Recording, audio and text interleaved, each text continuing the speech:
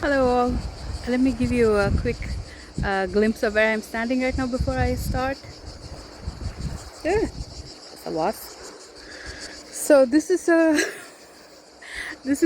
I'm fighting with a wasp at the moment. So this is a random spot that we found as we were driving past this place in the south of France again. So I wanted to tell you a little bit about imagination, identity, and faith, of how they are all related. So you want to start first with embracing an identity, and you you start with embracing an identity that is huge as possible, as huge as possible. Like, I'm created in the image of God, meaning I have all the power that God himself has, because he has created myself in me, just like a parent creates an offspring in their image, and their offspring has just as much power as the God, and sometimes even more. That is the idea behind calling yourself to be created in the image of God. In effect, you are also gods of your life.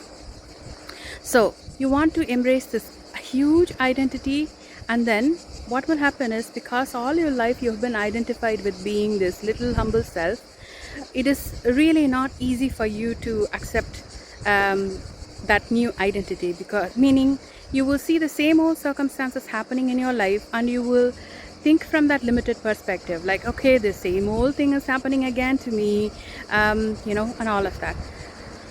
But what here comes faith in play. So again, so faith helps you stay your ground in embracing this new identity. Like someone who was a receptionist and then suddenly got promoted to becoming a manager, they would want to go from a studio apartment to a bigger place. The same way, when you shift these identities, shift from thinking, from being this little self, human self, to being the children of God, you also start wanting bigger, and that's where your imagination comes into play. And these imaginations, they don't get interrupted, they are undisturbed. You continue to imagine that way with the help of faith. So faith helps as the anchor that holds you down, and it helps you to continue to imagine irrespective of the circumstances you are facing, because this new identity is bigger, is capable of a lot more, and that is why your imagination stays undisturbed.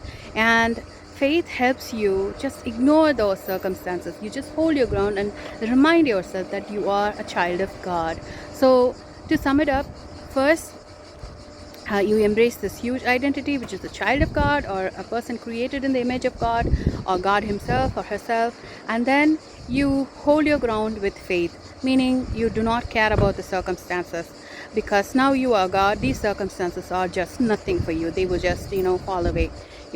And then your imagination will continue to occur, and your ideas will also follow to accomplish your dreams. Thank you.